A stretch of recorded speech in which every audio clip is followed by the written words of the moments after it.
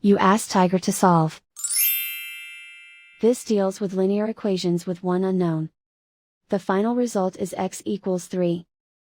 Let's solve it step by step. Simplify the expression. Expand the parentheses. Simplify the arithmetic. Group all constants on the right side of the equation. Add 12 to both sides.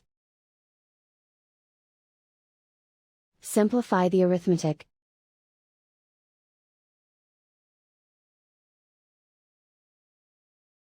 Isolate the x. Divide both sides by 3. Simplify the fraction. Find the greatest common factor of the numerator and denominator. Factor out and cancel the greatest common factor. And so the final result is x equals 3.